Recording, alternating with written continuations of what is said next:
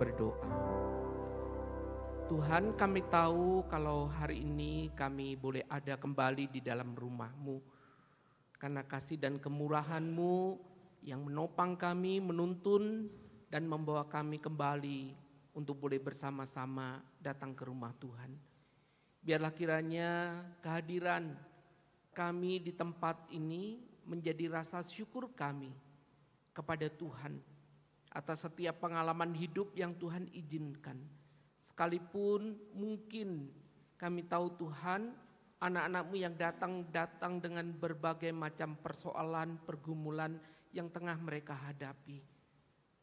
Karena itu Tuhan mohon belas kasihan-Mu secara khusus melalui perenungan firman pada pagi hari ini, Allah Roh Kudus yang kiranya menerjemahkan firman Tuhan ini di dalam bahasa yang kami mengerti dan kami pahami.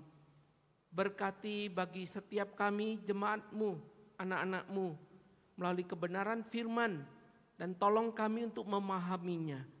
Mohon Allah Roh Kudus juga menolong hamba-Mu dalam segala keterbatasannya. Inilah doa kami Tuhan yang kami naikkan demi nama Tuhan kami Yesus Kristus. Kami ucap syukur dan kami berdoa. Amin. Selamat pagi, shalom jemaat yang dikasihi Tuhan. Puji Tuhan, hari ini kita boleh bersama-sama datang dan beribadah di waktu dan kesempatan yang boleh Tuhan berikan. Terima kasih untuk Ibu Gembala, Ibu Giuna yang sedang mengalami insiden tapi berkenan berjuang untuk hadir di tengah ibadah, mendampingi jemaat sekalian dan juga Bapak Ibu Majelis Penatua yang memberikan kesempatan untuk boleh melayani pada hari ini. Sebelum kita membaca, merenungkan firman Tuhan, izinkan saya menyampaikan ada sedikit pengingat bahwa hari ini adalah Father's Day, ya, Hari Ayah Internasional. Dan dalam kesempatan ini saya sekali lagi menyampaikan selamat buat para ayah. Ya. Ada yang calon ayah, ada yang sudah jadi ayah begitu. Terima kasih untuk segala jerih lelah perjuangan. Jadi seorang pahlawan di tengah keluarga yang terkadang bekerja keras, yang mungkin tidak pernah mengeluh, apalagi menangis di depan anak-anak dan istri. Suami jarang nangis ya, nangis sembunyi, percayalah. Ya. Tapi sebuah perjuangan, walaupun suami, walaupun papa kita bukan orang yang sempurna. Tetapi justru di sanalah kita melihat di tengah ketidaksempurnaan kita perlu mendoakan mereka.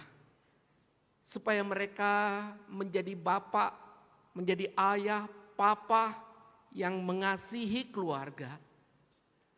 Yang memiliki teladan iman. Yang punya integritas. Bukankah itu yang kita harapkan bersama? Saya sendiri bergumul kalau setiap kali hari ayah atau mengingat ayah. Tahun lalu saya berkhotbah bagaimana pengalaman yang begitu mencabi-cabi itu. Enggak ada figur ayah, enggak ada figur papa. Dan itu menjadi gambaran yang bagi saya sangat tidak baik untuk pertumbuhan. Tetapi hari ini saya jadi papa. Dan ketika menjadi papa saya berdoa dan berkata, Tuhan tolonglah saya. Mampukan saya. Untuk apa? Untuk tidak melakukan apa yang papa pernah lakukan yang tidak benar itu. Tangan saya tidak ingin memukul sembarangan. Buat anak, buat istri. Mulut saya tidak ingin berkata-kata yang melukai, yang menghancurkan keluarga. Dan itu tidak mudah. Bayangkan saja itu pengalaman bertahun-tahun mewarnai hidup, penuh perjuangan untuk melakukan ini. Saya bukan seorang ayah yang sempurna, tapi saya bersyukur punya Tuhan yang sempurna. Dan kepada Tuhan saya berkata, mampukan saya. Seringkali kita akan jatuh dalam pengalaman yang berkata, ya saya hasil produk keluarga kayak begini, ya saya begini. Saya punya masa lalu seperti itu, ya ini yang terjadi sekarang. Oh saudara, engkau dan saya punya Tuhan Yesus yang menebus, yang menyelamatkan. yang menginginkan kehidupan kita mengalami satu perubahan. Sehingga semua pengalaman pahit yang sedang engkau alami tidak harus hari ini itu menjadi satu model bagi hidup kita. Tuhan punya kuasa. Dan Tuhan mampu. Kalau engkau hari ini lahir dari keluarga tidak sempurna dan putus asa. Kalau engkau punya ayah yang gagal, doakan mereka. Kalau hari ini bapak-bapak yang hadir, engkau merasa gagal sebagai seorang ayah, engkau punya kesempatan. Engkau boleh datang kepada Tuhan. Hari ini memang tema kita bukan berbicara tentang hari ayah. Tapi firman Tuhan yang akan kita baca hari ini ada terkait dengan siapa Bapa kita yang sejati. Siapa kita ini? Apakah kita adalah anak dari Bapa yang sejati atau bukan? Saudara yang dikasihi Tuhan, kita mau melihat, kita bukan hanya berharap punya ayah, punya orang tua yang sempurna, tapi bagaimana dengan hidup kita pribadi, lepas pribadi. Bagian firman Tuhan yang akan kita baca bersama Bapak Ibu, terambil dari Injil Yohanes,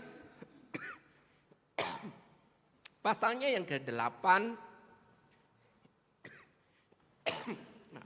ayatnya yang ke-39, terima kasih. Ayatnya yang ke-39,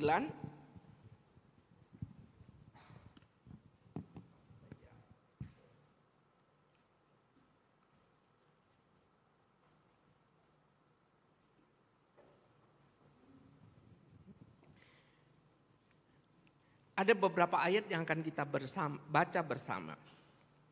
Demikian firman Tuhan. Jawab mereka kepadanya, Bapa kami ialah Abraham. Kata Yesus kepada mereka, mereka itu orang-orang Yahudi, para pemimpin Yahudi. Jikalau sekiranya kamu anak-anak Abraham, tentulah kamu mengerjakan pekerjaan yang dikerjakan oleh Abraham.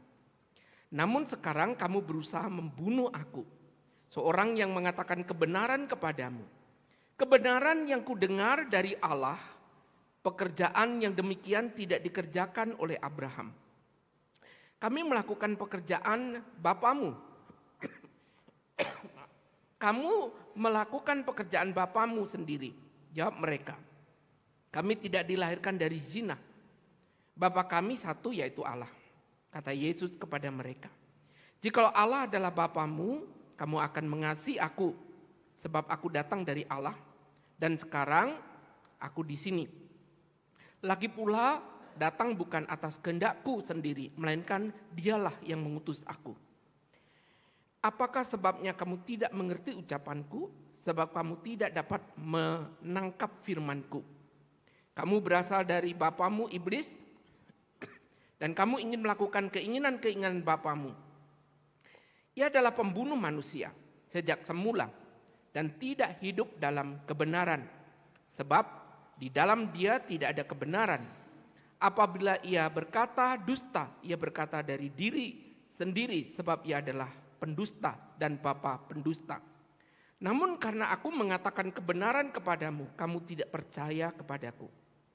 Siapakah di antaramu yang membuktikan bahwa aku berbuat dosa?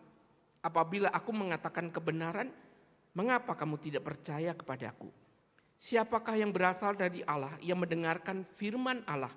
Itulah sebabnya kamu tidak mendengarkan, karena kamu tidak berasal dari Allah. Bapak Ibu, di sana nanti kita bisa membaca selanjutnya bagian ini untuk menjadi satu perenungan sampai pada ayatnya ke-59. Ada sebuah video klip yang akan kita saksikan bersama.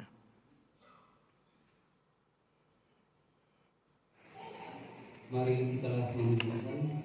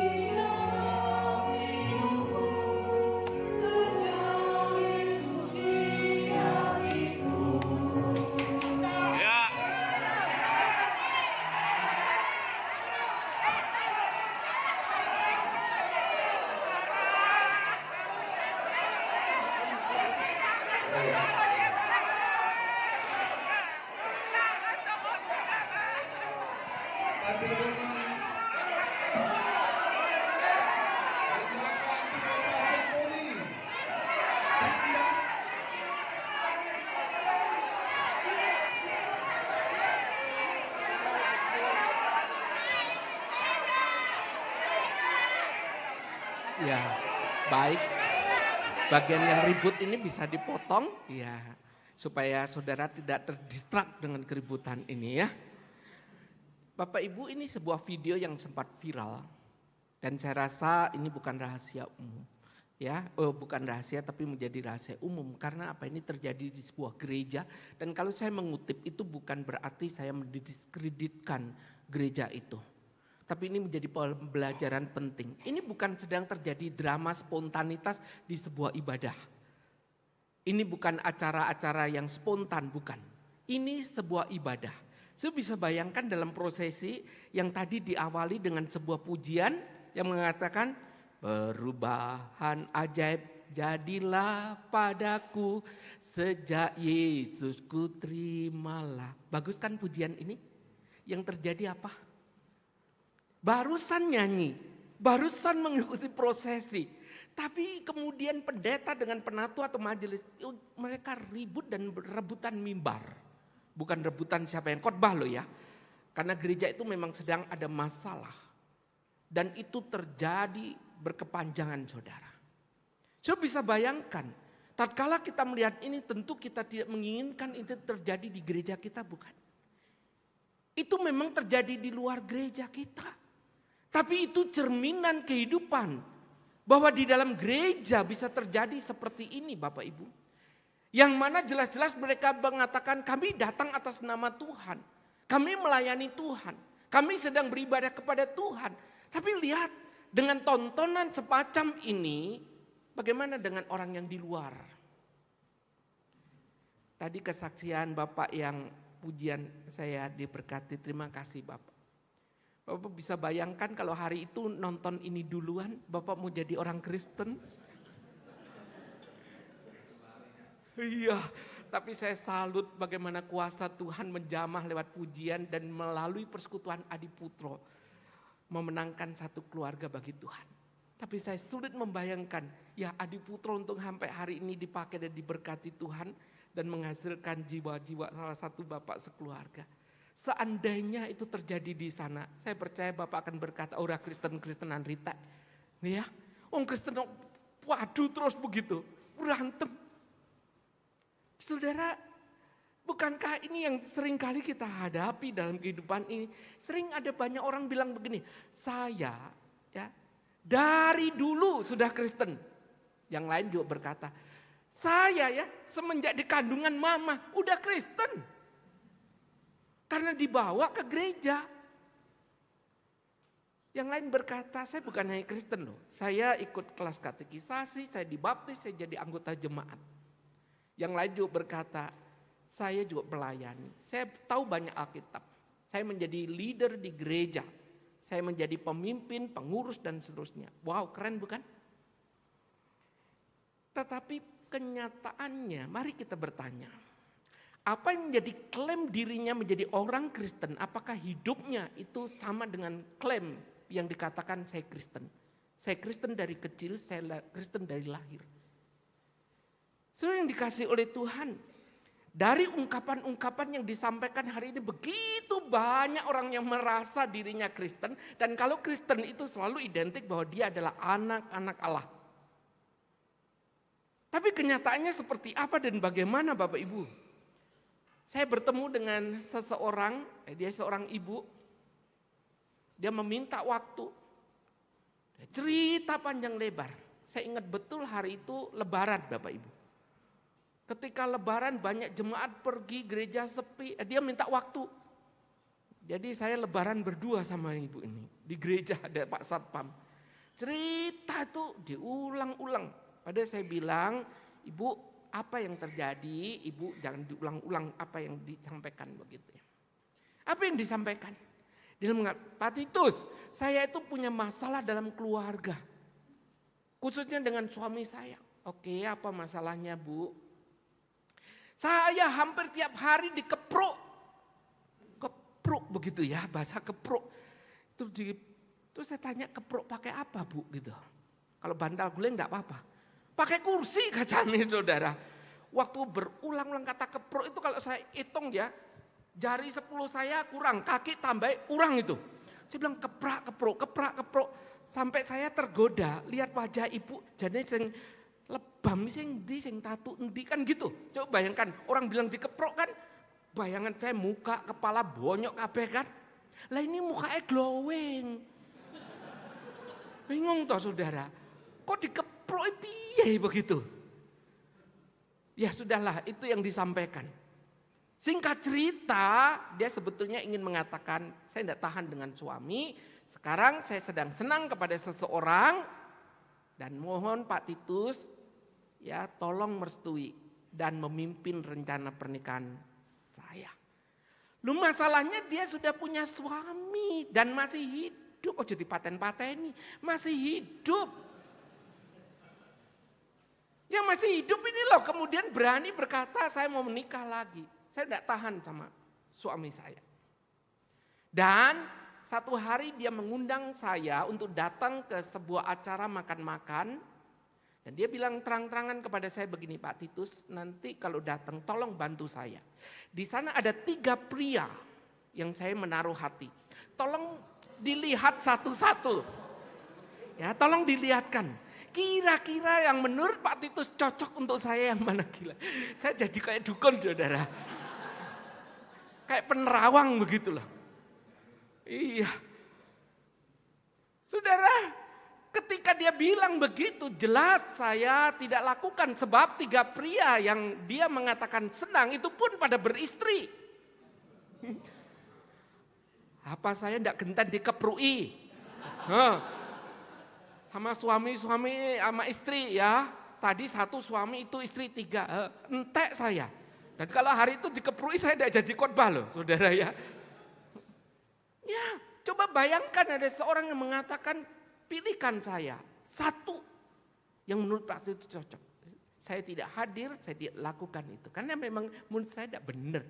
Siapa sih ibu ini? Dia bangga menjadi salah satu seorang perintis sebuah gereja. Memang dia bukan perintis dari gereja yang sekarang dia bersama dengan saya, bukan. Dia di tempat lain dan orang tuanya dulu di sana. Dan itu gereja yang besar loh. Dan dia bangga. Dia selalu mengatakan saya anak seorang perintis. Orang tua saya perintis gereja, pelayan Tuhan. Nah tapi siapa yang yakin dulu anaknya kayak gini loh Bapak Ibu. Gak yakin. Tapi itu yang terjadi. Berarti kita seakan-akan mengatakan, wah hebat dia anak perintis. Tapi hidupnya bagaimana? Kelakuannya bagaimana? Bahkan dia nekat saudara. Karena saya berkata enggak mau. Dia nemui pendeta senior yang sudah emeritus. Dan dia mengadukan saya, katanya saya enggak mau mimpin pernikahannya. Nah pendeta senior saya cuma mendengar cerita separuh kebenaran. Dan dia tidak ngomong loh, yang mau nikah siapa? Bayangan dia punya anak, anaknya mau nikah kok Pak Titus tidak mau melayani kan?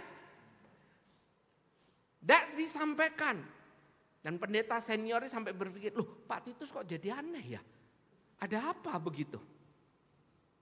Wah saya dijelek-jelekin begitu, oke. Setelah itu dalam kesempatan yang baik kita bisa bicara dengan pendeta senior ini. Lalu dia berkata, Pak Titus, kok saya dengar ada masalah gini-gini. Saya bilang, iya Musa. Saya juga dengar ada masalah dengan orang itu. Oh ya, apa? Dia di belakang saya juga jelek-jelekin Musa. Dia bilang, Musa ini ya orang mau nikah juga enggak mau. Hah? Saya juga dibilang begitu. Iya berarti sama toh Pak Musa ya nasibnya. Sama. Cuman bedanya ceritanya beda-beda kan begitu. Wah marah Musa begitu. Ini yang terjadi. Saya mikir, aduh nyesel lebaran semua pergi menikmati libur. Ternyata hanya lihat orang main ketoprak begitu ya. Keprok ternyata kayak begitu ujung-ujungnya. Oke, yang kedua. Nah ini anak muda, ini nyangkut anak muda. Di gereja rajin, pelayanan, pengurus. Bahkan kalau diganti uang bensinnya dibilang enggak usah. Ini kan pelayanan, jadi pelayanan identik gratis. Ya, wah dia terkadang sampai lembur-lembur kalau dekor nginep di gereja enggak pulang dan seterusnya. Satu hari mamanya datang kepada saya di kantor dan marah besar. Mamanya berkata, Pak Titus, Boleh tidak saya pukuli anak saya? Anak saya itu tak antemannya begitu. Mantap banget ngomong tak antemi begitu. Saya bilang, bentar Cik.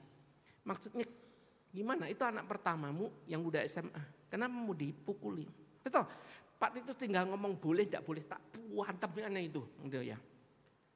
Saya bilang, masalahnya apa kok dia minta izin? Betul, tinggal bilang aja boleh tidak boleh. Loh, saudara, itu kesempatan loh ya. Nah, kalau saya tinggal bilang, oleh remuk dia gitu kan. Saya bilang sebentar, boleh ceritakan apa? Lalu mamanya cerita. Dia ya suruh ngambil obat ke apotek. Itu engkongnya sedang sakit. Lah kok suruh ngambil obat ke apotek, ditunggu dia main basket pulangnya sore katanya. Engkongnya setelah kesakitan obat resep tidak dikasih. Terus apa lagi? Pulang-pulang dia habisin air di kamar mandi itu. Padahal musim kemarau airnya orang nampung dari pagi sampai malam. Lah kok dia datang dientek nih saudara.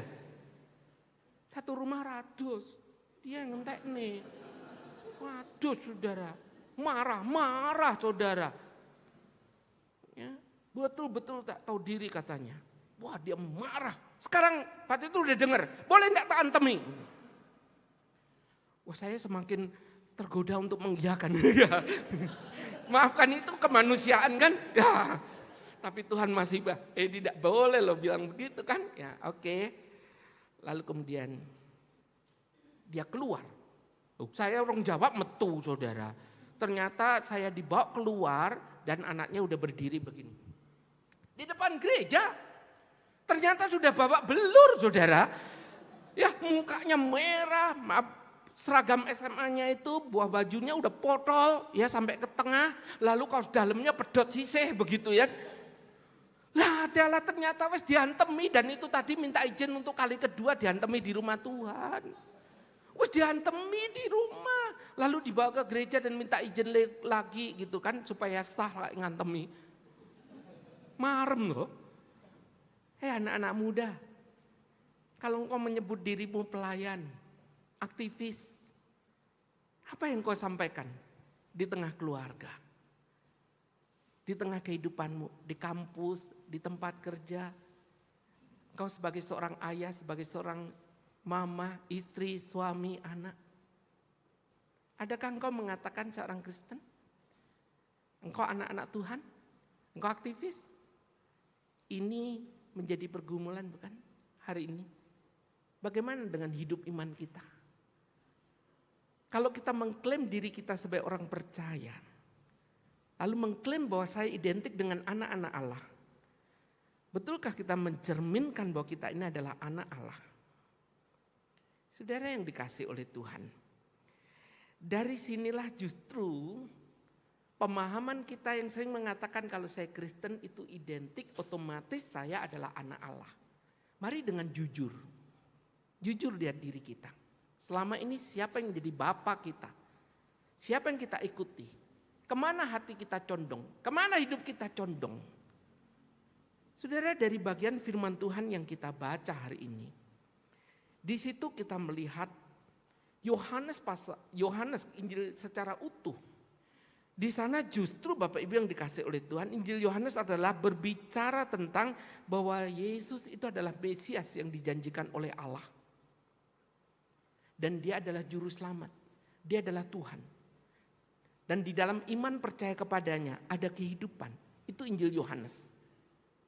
Dan di dalam pasal yang ke-8, di sana ingin memberitahu kepada kita bagaimana tentang Tuhan Yesus berhadapan dengan orang-orang Yahudi dan para pemimpin yang mengklaim diri mereka adalah anak-anak Abraham. Ketika mereka menyebut Abraham, itu satu nama besar bagi bangsa Israel. Dan itu dikenal sebagai bapak orang percaya, bapak orang beriman. Berarti kalau mereka mengidentikan dirinya sebagai Abraham bapaknya, harusnya kan bagaimana mereka hidup? Abraham seorang yang taat kepada Allah, takut kepada Allah. Seorang yang menyambut utusan Allah. Seorang yang mengasihi Allah. Tapi faktanya Orang-orang Yahudi sebaliknya. Tuhan Yesus dengan tajam berkata, kalau engkau betul anak Allah, ya, Tuhan Yesus mengontraskan dengan kenyataan kehidupan dari orang-orang ini. Kalau mereka mengatakan anak Abraham, kenyataannya mereka tidak melakukan apa yang Abraham katakan Abraham lakukan. Mereka melawan firman, melawan kebenaran, mereka menolak utusan anak Allah ini. Jadi dengan gambaran ini, kalau mereka mengklaim diri sebagai anak-anak Allah, anak-anak Abraham, perbuatan mereka tidak sepadan. Padahal Tuhan Yesus adalah utusan Allah, datang dalam dunia. Tuhan Yesus mengajarkan kebenaran, mengajar firman, tapi mereka menolak. Bahkan mereka meragukan Tuhan Yesus. Nah, pasal 8 khususnya bagian ayat yang kita baca itu adalah konflik yang tajam antara pemimpin orang Yahudi dengan Tuhan Yesus. Yang pada akhirnya kita melihat kalau betul kalian itu adalah anak-anak Allah, harusnya kalian itu memiliki hidup yang mengasihi Tuhan, yang kemudian juga menghormati utusan Allah, dan bukan hanya itu, tetapi mereka juga orang-orang yang mengasihi, melakukan firman Tuhan. Kalau mereka betul mengklaim diri sebagai anak-anak Allah. Tapi faktanya apa? Terbalik. Mereka melawan, mereka menolak. Dan Tuhan Yesus mengatakan, kalau demikian, sesungguhnya kalian anak siapa? Betulkah anak Allah? Betulkah dari, memang mereka betul, mereka secara fisik, mereka adalah keturunan Abraham. Tetapi hidup mereka bukan menunjukkan sebagai anak-anak Allah. Dua hal yang berbeda. Secara fisik betul, tapi Tuhan melihat lebih daripada itu. Anak Allah bukan sekedar religius di dalam kehidupan, tetapi bukan juga karena keturunan. Namun melihat bagaimana hidupnya berkenan kepada Tuhan atau tidak. Dan Tuhan dengan tajam juga berkata, kalau demikian bapamu adalah iblis, si pendusta, pembunuh dari awal, pembohong. Dan itu yang terjadi dengan mereka, bukan? Mereka hidup dalam kebencian, kemarahan, dengki, dendam, bahkan ingin membunuh Tuhan Yesus. Dan Tuhan berkata, itulah bapakmu. Itulah hidupmu yang sesungguhnya tercermin. Dan kau tidak menunjukkan sebagai anak-anak Allah. Saudara yang dikasih oleh Tuhan. Kebenaran firman Tuhan ini, ketika mereka mendengar, mereka marah. Lalu mereka berkata, Abraham itu bapak kami. Kok kamu bisa berkata bahwa engkau lebih berkuasa? Hidupmu menjamin keselamatan kalau orang hidup di dalam kebenaran? Dan umurmu berapa? Belum ada 50 tahun. Tuhan berkata, sebelum Abraham ada, aku sudah ada. Dan kalimat yang sama itu pernah diucapkan Allah kepada Musa pada waktu menjumpai di padang belantara dengan semak yang terbakar itu. Aku adalah aku. Ini menunjukkan eksistensi Allah yang sudah ada sebelum dunia ada. Sebelum Abraham, Allah ada. Sesudah Abraham, Allah tetap berkarya. Bahkan di sana dikatakan Abraham pun bersukacita melihat hariku. Apa yang dimaksudkan? Abraham dalam mata imannya melihat dan satu hari kelak ada janji Allah yang akan digenapi, ditepati. Dan itu adalah Tuhan kita Yesus Kristus. Dan itu yang membuat sukacita yang begitu besar. Karena dari garis keturunan ini Allah memberikan anaknya yang tunggal. Supaya yang percaya kepadanya tidak binasa. Abraham pun sukacita, tapi kalian kenapa menolak aku? Bahkan ingin membunuhku. Sebenarnya kebenaran ini bukan hanya 2000 tahun yang lalu. Kebenaran ini menjadi kebenaran hari ini. Yang berbicara kepada saudara dan saya. Engkau dan saya memang adalah anak-anak Tuhan. Jadi Kristen, jadi anggota jemaat. Di GKT ini. Namun yang harus kita pikirkan baik-baik. Bagaimana kehidupan kita selama ini mencerminkan Bapa kita, atau justru sebaliknya, kita punya bapa lain, yaitu si iblis. Mengapa demikian? Karena engkau hidupi, engkau jalani penuh dengan kebencian, kemarahan, ketidakbenaran, dusta, kebohongan, hidup yang tidak benar. Lalu apa yang mau disaksikan untuk dunia ini? Lalu apa yang mau disampaikan kau sebagai seorang ayah di tengah keluargamu? Engkau seorang mama di dalam kehidupanmu? Engkau seorang anak? Saudara yang dikasihi Tuhan, saya itu sedang menangani ada satu pasang keluarga masih muda, keluarga baru, tapi mereka ribut, ya, suami istri ini. Sampai istrinya itu menyampaikan kepada saya muak dengan kata-kata suaminya. Dia benci, dia marah, dia tanya kepada saya bagaimana cara keluar menjadi orang Kristen. Dia tidak mau lagi jadi orang Kristen. Ketika mendengar, ini berkali-kali dia bilang, saya mencoba membimbing, ya. Saya bilang keluar dari gereja itu satu hal, tetapi masalah keluarga hal yang lain memang. Kalau kamu keluar dari gereja, dari anggota tubuh Kristus, kamu tidak lagi punya persekutuan yang boleh mensupportmu, mendoakanmu, karena engkau lepas. Dan ini tidak mudah, tapi karena tidak tahan, istrinya dipres, saudara. Dipres. Dia sedang hamil muda. Dia bilang, saya semakin benci sama suami saya. Omongannya Tuhan, Tuhan, pelayanan, kuasa Tuhan. Saya benci dengan kekristenan, saya benci dengan nama Tuhan. Dia seakan-akan tidak lagi pengen mendengar itu. Dan saya mengatakan, oke, saya bisa mengerti. Karena gambaran suamimu juga adalah gambaran bagaimana Kristus yang adalah kepala itu. Dan kau dapat figur itu. Kepada suami saya mengatakan, berhenti kamu ngomong tentang Tuhan. Berhenti ngomong pelayanan. Berhenti tentang ngomong kuasa Tuhan. Hidupmu diperbaiki. Hidupmu yang benar. Perkataanmu, perbuatanmu itu loh. Yang tidak menunjukkan kau sebagai seorang anak Tuhan. Apa yang bisa disaksikan saudara? Saudara yang dikasihi Tuhan, memprihatinkan bukan? Hari ini engkau dan saya adalah duta-duta Kristus kalau engkau adalah anak Allah. Dimanapun kau ditempatkan. Mau di kampus, mau di rumah, di tempat kerja, di tempat usaha. Engkau sebagai orang sederhana, engkau dipercaya menjadi pemimpin. Apapun yang kau sedang jalani. Apakah kita ini adalah orang-orang yang mencerminkan bahwa diri kita adalah anak Allah? Saudara yang dikasihi Tuhan, satu kali saya punya pengalaman yang bagi saya itu, ini aneh memang ya keluarga yang saya jumpai. Jadi saya perhatikan ada seorang anak, waktu itu saya lupa dia SD atau TK begitu ya, anaknya lah itu laki. Sekarang ini udah SMA kelas 3, sudah mau lulus. Kenapa saya terkesan sekali?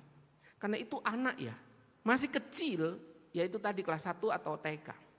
Dia itu kalau lihat orang sedang kumpul-kumpul di gereja, ada perjamuan kasih, ada apa persekutuan. Kalau orang lagi ngomong-ngomong di jemaat sekolah minggu sudah selesai, begitu kan? Ini anak bisa ikut-ikutan. Bukan nimbrung ngomong loh, bukan. Dia bisa nuding kita orang-orang tua. Dia bilang gini, hei kamu. GOB. Dit gitu loh saudara ya. Terusnya saudara lanjutkan sendiri ya. GOB. Terusnya apa begitu ya. Saya titkan aja dah begitu ya. Nggak mentolo saya ngomong. Sudah bayangkan cacile. Cek piye begitu ya saya bilang. Omongannya kamu. Ngomong itu terus lari saudara. Ngomong itu lari. Coba kalau saudara lihat anak begini. Apa di benak Bapak Ibu? Apa yang ingin Bapak Ibu lakukan? Pertama pasti Bapak Ibu tanya, iki anak sopo? Ya kan? Ya anak sopo. kurang ajar banget begitu. Yang kedua, kok yang lihat pemandangan ini yang marah, pengen nyekel orang Jawa Timur, wetak begitu ya. Wetak begitu, itu orang Jawa Timur kan. Nah saya pun ya risih loh saudara melihat pemandangan begini ini. Lalu saya nunggu kapan punya waktu untuk nangkep anak ini. Karena setiap habis ngomong Melayu gitu. Lek saya melu Melayu nguber kan konangan gitu ya. Pendeta uber-uberan ada cacilek begitu. Terus nangkep lagi begitu. Mau diapa nih begitu. Orang banyak yang tahu kok begitu. Saya nunggu cukup lama loh nunggunya, cari kesempatan. Betul satu hari kesempatan itu datang. Ada acara perjamuan kasih, orang tuanya lagi punya acara, kumpul-kumpul, dan dia lagi mainan sendiri. Ini kesempatan baik kan, mumpung di tempat parkir tak cekel anaknya, tak leboknya mobil saudara, ya, tak tangkep, tak gendong, duduk nih di mobil. Bayangan saudara apa? Mesti kuweplai ya Pak Titus begitu ya, kuweplai itu, bocah betik banget gitu. Setelah saya pegang, saya dudukkan di situ. Ini anak betik loh banget. Duduk nih ngono saya wani nguas nih loh saudara. Kendel banget toh. Kendel. Ini lah gede main kepruk-keprukan tadi itu. Ya. Enggak dilurus nih. Lalu gimana? Saya bilang, Nyo, kamu seneng gak bilang seperti tadi itu? Ya, supaya Bapak Ibu enggak penasaran pulang tetap jadi tanda tanya apa sih munitit mang begitu ya. Bilang, kamu seneng Nyong ngomong goblok. Denger ya Bapak Ibu. Loh lek ngono lho krungu, lek pas khotbah banter ra krungu tapi ini tadi krungu ya Bapak Ibu ya. Begitu saudara. Seneng Nyo. Oh ya seneng. Oh seneng ya saudara piye coba. Saya tanya seneng ya ngomong begitu. Hah seneng Nyo? Ngerti artinya Nyo? Enggak. Tapi seneng. Loh coba piye saudara. Artinya enggak ngerti tapi seneng ngomong begitu. Nah ketika dia ngomong seneng, saya langsung relate begitu. Nyo, jane sing ngajari kami sapa to Nyo? Iya toh, saya ngajari siapa? Saya tanya, papamu Nyo? Geleng-geleng. Oh bukan papamu yang ngajari? Mama? Lalu terus apa Nyo? Tanggomu, kan? Enggak juga. Lalu saya tanya, lu terus apa Nyo? Nah saya ingat di rumah itu ada yang lain. Mae saudara. Neneknya, maknya yang ngajari. Saya bilang mak yang ngajari. Ya mak begitu. Aduh padahal mak itu rajin banget ke gereja saudara. Setiap pintu gereja dibuka dia ada di dalamnya kecuali persekutuan pria. Oh rajin toh saudara. Rajin banget loh saudara. Setiap usia pria itu komisi tidak ada, tapi hampir semua dia duduk di sana. Dia seorang emak yang kalau ketemu itu ngomong, Pak Titus kenal pendeta ini, pendeta ini, pendeta ini. Wah keren kan kenalannya pendeta saudara. Dia omongnya rohani. Bahkan yang membuat orang terkadang minder, dia selalu berkata aku dipenuhi Roh Kudus. Aku bisa berbahasa lain. Aku punya pengalaman dipenuhi Roh Kudus. Keren kan? Ini nenek yang ngajari bilang, itu loh. Ini roh apa yang memenuhi dia itu? Hah? Roh apa yang memenuhi? Roh iblis betul Pak, begitu ya. Gini nih. Lalu saya bilang, Nyo, kamu sekolah minggu. Nyo, saya kasih tahu ya. Tuhan Yesus tidak suka Nyo bilang begitu. Ya, sekali lagi saya bilang, Nyo, Tuhan Yesus tidak suka Nyo bilang seperti itu. Oke? Yang kedua, Nyo nanti pulang, bilang sama emak, Mak, Tuhan Yesus tidak suka kita ngomong seperti itu. Saya suruh ngulang 3 kali, Tuhan Yesus tidak suka. Setelah itu, Nyo mau lakukan? Dia ngangguk. Mau janji sama saya? Dia mau janji. Keren saudara. Ya, anak kecil itu janji sama saya. Setelah janji saya elus kepalanya. Lalu saya bawa keluar dari mobil, saya lepas. Wong anake wong saudara. anaknya orang, tak culne mumpung urung bubar perjamuan kasih gitu kan. Saya lepas. Yang tadinya beringas, wah anak itu ugal-ugalan kayak enggak baterai yang enggak pernah habis itu. Ugal-ugalan makannya pol gitu. Tapi hari itu dia keluar dari mobil seperti orang yang tak berdaya. Dia begini, jalannya masuk gitu ya. Nunduk ke bawah, jalan pelan-pelan masuk, golek mamai saudara. Timbangane berlanjut bapak belur kan begitu ya.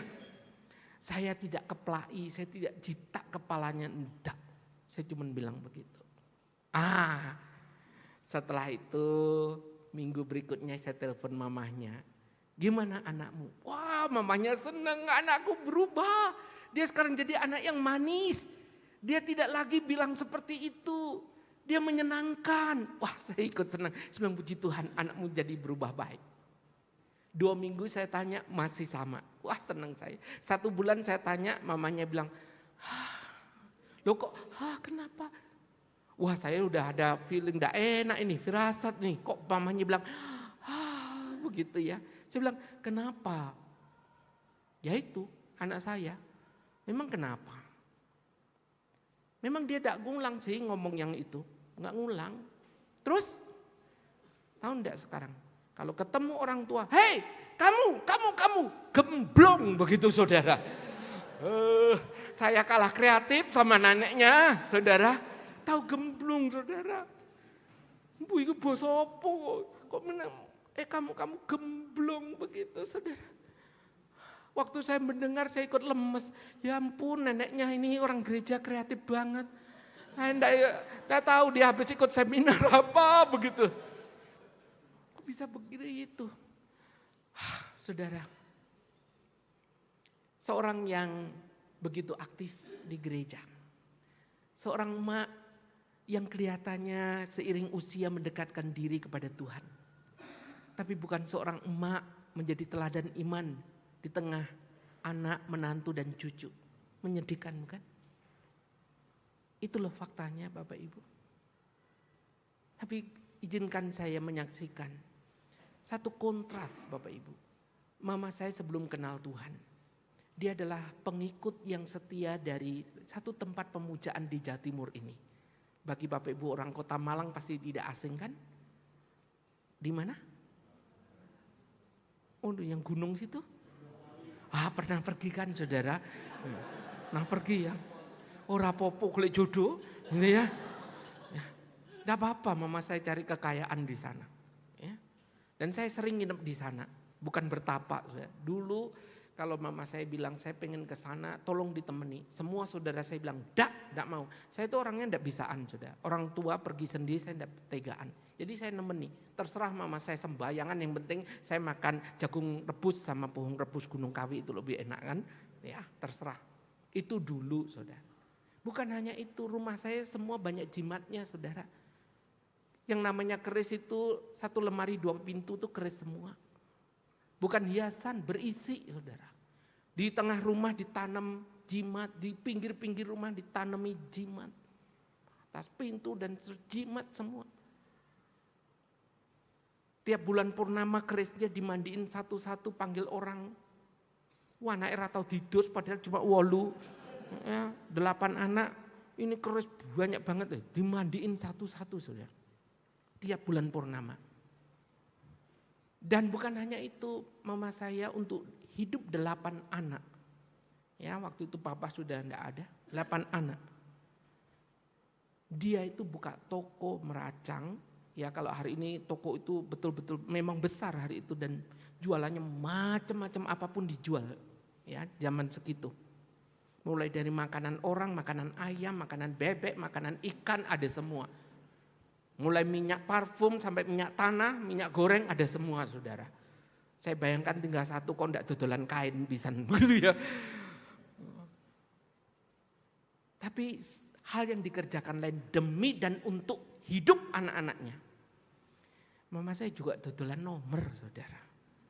Nomor putihan itu. Itu sambingannya ya. Yang enggak resmi putihan, yang resmi itu Porkas, SDSB, tahu kan? Bapak Ibu tahu kan SDSB? Tahu yang senyum-senyum mesti pernah beli kok. Ya. Pernah beli, enggak apa-apa. Saudara pernah beli, saya pernah jual. Ya, nah jual kok. Nah, saudara bisa bayangkan mama saya yang belum kenal Tuhan, setiap kali pulang ngajar sekolah minggu, persekutuan, mama saya bilang, duduk di toko. Kami duduk di belakang meja, buka kupon, buka erek-erek, buka primbon. Sebelum saya ayat hafalan hafal, saya nomor-nomor hafal saudara gitu ya. Orang mimpi apa, oh ini binatang apa, ini apa, nomor piro kuwi, begitu ya. Itu dulu saudara, sekarang jangan tanya saya, begitu ya. Itu dulu. Jadi saudara bisa bayangkan, baru ngajar sekolah minggu, pulang, dodol nomor. Anak sekolah minggu pulang, dia dada lose, sing gurune dodol nomor, ya ada. Tapi kami selalu bilang, kami harus membantu, kami tidak pernah beli. Tidak mudah. Koko saya majelis, aktivis, kon dodol nomor juga. So bisa bayangkan kalau majelis GKT dodolan nomor piye? Tidak mudah kan? Tidak mudah. Dan lebih lagi saudara bayangkan rumah saya dekat dengan gereja. Jadi kalau jemaat pulang, tidak semua langsung pulang, menggok saudara. Menggok untuk apa? Bukan belanja, tuku nomor. Jemaat itu beli nomor saudara. Dan bukan hanya beli nomor. Sekarang jemaat beli nomor, yang dodol ya jemaat saudara. Apik toh? Apik loh saudara. Ya, apik banget. Hanya satu yang tidak pernah beli, pendeta saya saudara. Ya memang dong kalau dia ikut beli, wah bubrah gerejanya kan. Itu yang terjadi. Tapi ketika mama saya mengalami perjumpaan dengan Tuhan Yesus. Ketika dia pulang dari sebuah kebaktian dan dia mau menerima Tuhan Yesus dengan tangannya sendiri. Dia tidak panggil hamba Tuhan, dia panggil dengan tangannya sendiri. Dia ambil itu jimat-jimatnya. Dia hancurkan, dia bakar sendiri dengan tangannya. Keris yang selama ini dimandikan selalu ditata dengan baik. Itu diringkes begitu saja, masukin ke karung. Diinjak-injaknya. Kita yang melihat itu khawatir, takut. Lalu dia berkata, Tuhan mencelikkan mata saya, membuka mata saya yang buta selama ini. Dan saya menemukan kebenaran. Selama ini saya sudah ditipu besar-besaran. Itulah Tuhan. Bukan hanya itu Bapak Ibu. Kami melihat mama yang dulu seperti apa.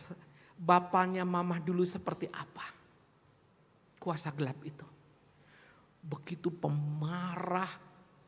Bahkan kalau dengan kata yang kasar orang bilang kejam apa yang dilakukannya. Orientasi hidupnya pokoknya uang. Tidak perlu mikir yang lain. Apapun akan dilakukannya. Sebelum kenal Tuhan. Tapi setelah bertobat percaya Bapak Ibu. Saya melihat sebuah perubahan hidup yang radikal. Sekarang Tuhan menjadi bapaknya. Dia betul-betul komit kemudian dia berhenti untuk jualan nomor itu. Dan hari itu begitu banyak orang yang berkata, ayo Cik Nyo jualan nomor lek Cik Nyo ra dodol kami tidak bisa beli nomor. Coba saudara. Itu cuannya oke. Ya, banyak loh. Mak, kalau jualan lagi itu godaan besar saudara. Dia berkata tidak. Saya tidak boleh lagi. Bukan hanya itu. Tapi dia pergi ke pasar kalau belanja. Ketemu orang dia cerita tentang Tuhan Yesus yang mengubah hidupnya.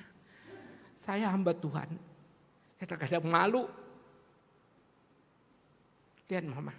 Kenapa malu? Dia itu menyaksikan hidupnya.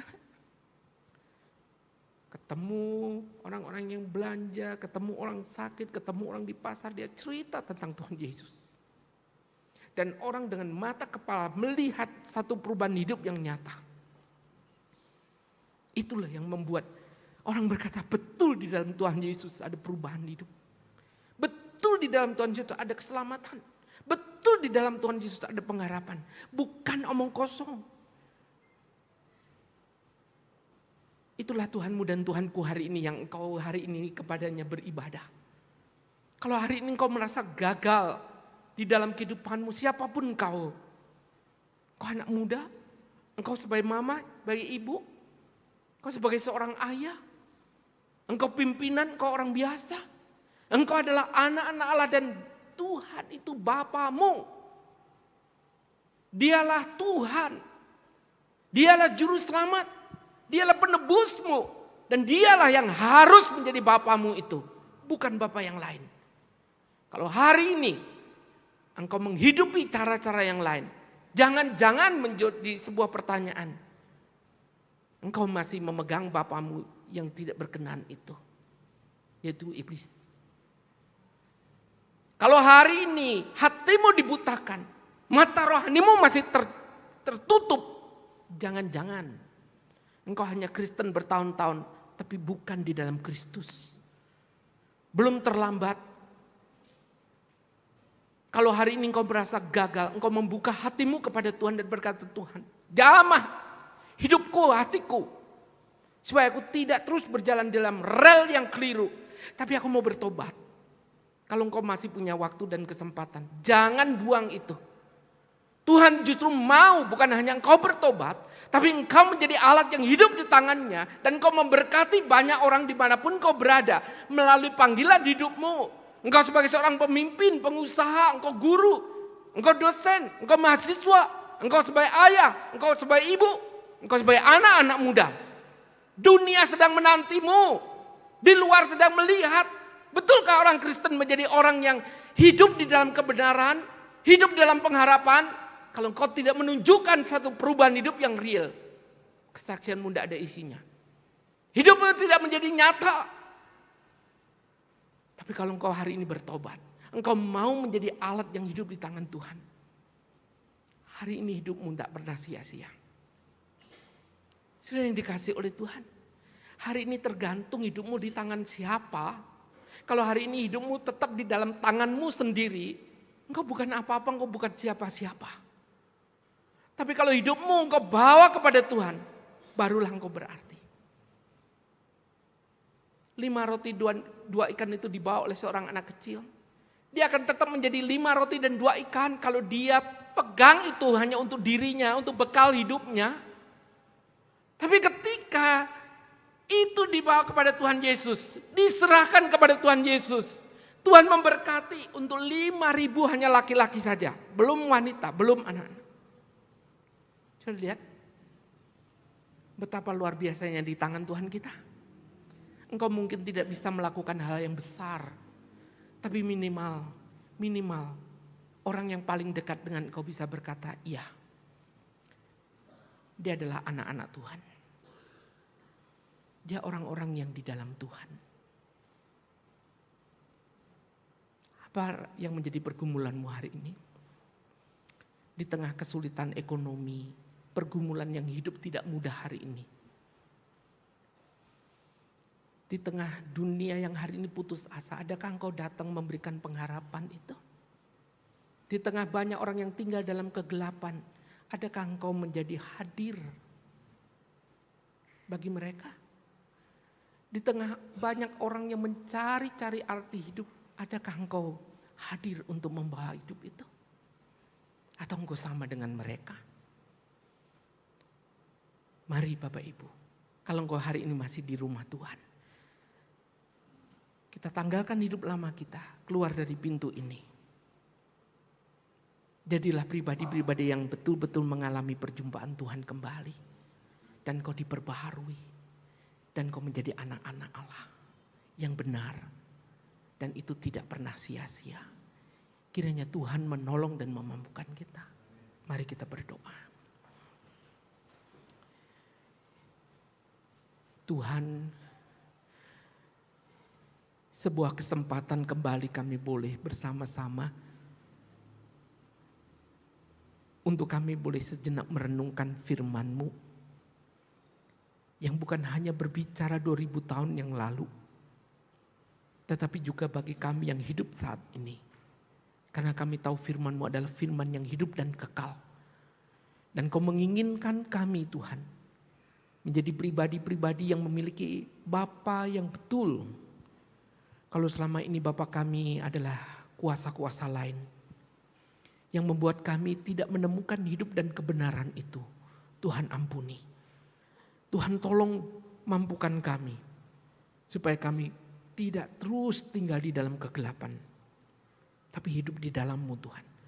Berkati jemaat-Mu di tempat ini, dalam iman, kerohanian, pelayanan, kehidupan keluarga, pekerjaan, masa depan. Bahkan mereka yang tengah bergumul dalam banyak hal Tuhan, justru disinilah mereka menemukan dan mengalami perjumpaan dengan Dikau. Mohon belas kasihan-Mu Tuhan. Berkatilah jemaat-Mu GKT 3 ini. Berkati Ibu Gembala bersama rekan-rekan rohaniwan Majelis Penatua. Biarlah kiranya boleh diberikan kekuatan, kemampuan khususnya untuk Ibu Gembala yang sedang mengalami insiden. Tuhan mohon jamahan tangan kasih-Mu. Tuhan, ini doa kami yang boleh kami naikkan kepadamu. Biarlah kami pulang membawa berkat firman Tuhan dan kami menjalani, menghidupinya. Kami mengucap syukur dan kami berdoa. Amin.